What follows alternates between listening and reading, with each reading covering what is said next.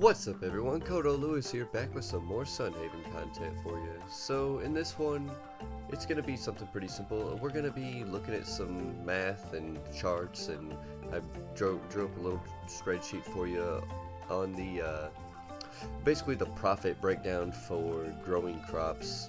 And it's going to be for Sunhaven specifically. We're probably going to redo this one we did it for Withergate before, and we're going to do it again.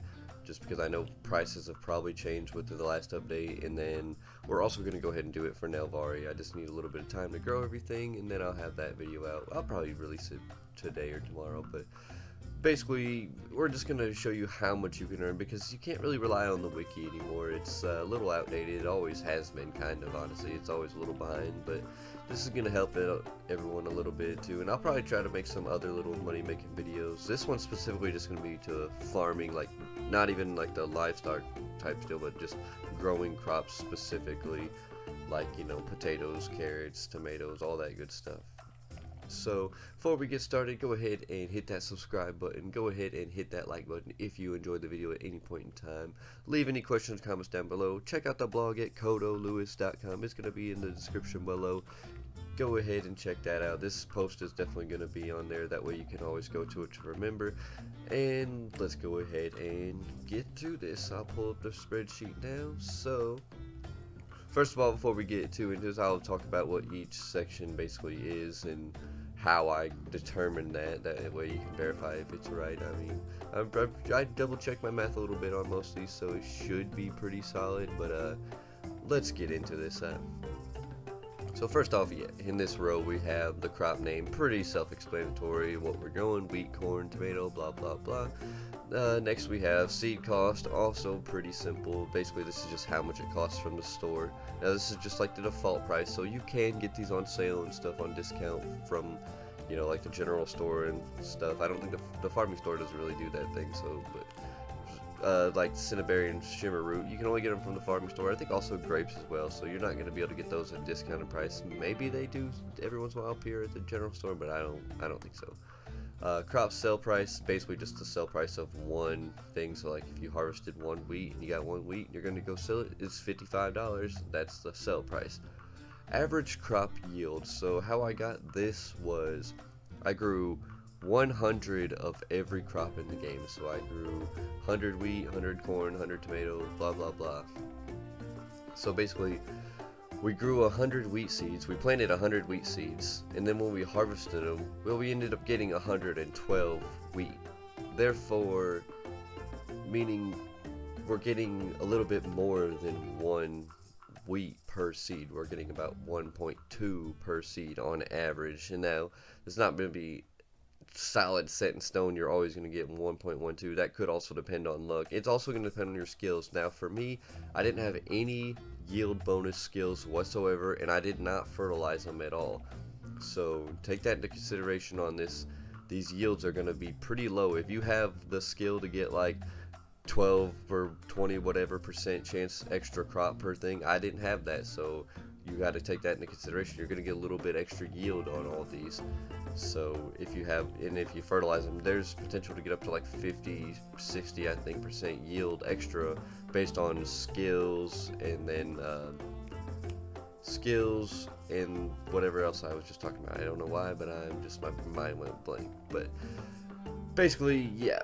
So the fertilizer, that's what it is, skills and fertilizer.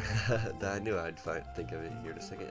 So that's just something to take into consideration. You can get way higher yields based on those things. Now, yield sell price, basically this is just crop sell price multiplied by crop yield. So if a wheat sells for 55 and we're getting 1.12 yield off of one wheat, we can assume one wheat seed is going to net us on average about 61.6. That's how much sell price we're going to get out of it, basically, on the yield. And now profit is basically something similar. It's kind of just the yield sell price subtracted from the crop sell price, which is going to give us the crop profit. I believe I said that right. Yeah. Okay, so basically that's how you can figure all that out. And then we have growth time, pretty self-explanatory, how long it takes the plant to grow. And now gold per day is basically just crop profit divided by how many days it took to grow, gives you how much gold per day you were making off of that. And that's per plant, of course. All these are per plant, so you can assume, if you have like say 100 wheat that we were growing, we were making, times 5.4, that'd be what, 540 wheat or 540 gold per day off of 100 if we were growing 100, for example. Okay, so let's talk about this a little bit more now that we've basically explained how all these work. Basically the main thing you're going to really want to look at is gold per day on here, honestly, is what I'm going to say. That's going to be what's going to net you the fastest money, basically, and also, crop profit too, I guess. But mainly gold per day, because that's also going to be, that's profit per day, basically, essentially, is what that's saying. So, realistically, if we're taking a look on here, now we're going to see that grapes here are number one out of all of these. But the reason for these being number one is because they grow in one day. So, you plant them, you wake up the next day and boom, there you go. You can immediately harvest them. So these, not only are these going to make you the fastest amount of money, on top of the most amount of money, they're also going to give you the most experience. Like, grapes are just really, really good, but it's going to be their most time consuming because, one, you're going to have to deal with them every day, and two, you have to infuse them with mana, which is pretty simple if you've done the quest to grow them. And you have to also do the, Path to Nelvari quest to actually get to the grapes and stuff, and do that little whole quest line type deal where you learn how to grow grapes, which essentially you just plant the seeds in the ground, and then you're going to have to walk up to the seed and hit E on each seed, and it basically infuses it with mana. I believe it costs 1 mana, that's it, per seed. So if you're growing 100 grapes, you're going to have to sacrifice that 100 mana a day.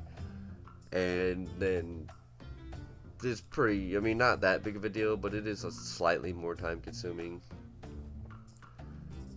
But, there you have it. It's pretty self-explanatory. Grapes are going to be the best, and that's, like I said, that's a pretty weak yield if you were using fertilizer on these grapes, along with, having the skills for getting extra ones or extra harvests and stuff like that. It's just going to make a massive difference on this profit. I could see it getting up to maybe 100, if not probably at least 70 or 80s for sure.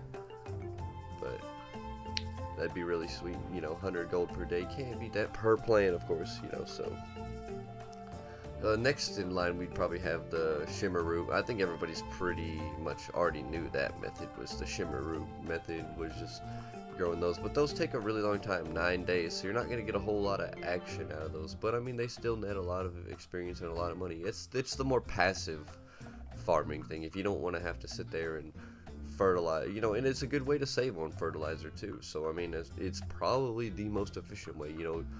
I guarantee you're not going to be able to put fertilizer on every grape thing that you grow consistently for that long. Like, it doesn't matter.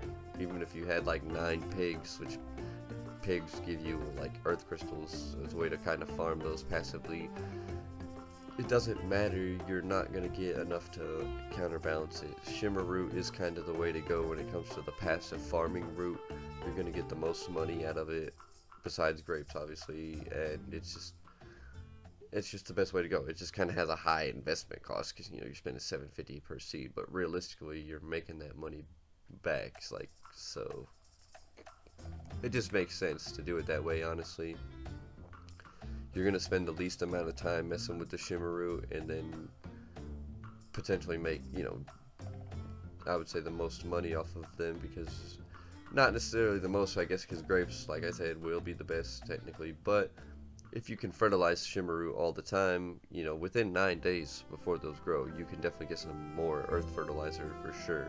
Enough crystals to counterbalance that without really any problems. So that's why I would say a good strategy would be for the passive farming. Really, most of these other ones, and maybe, peppers could be pretty decent for farming too. They're at 19, but all this other stuff honestly is going to be pretty weak profits from what we can see.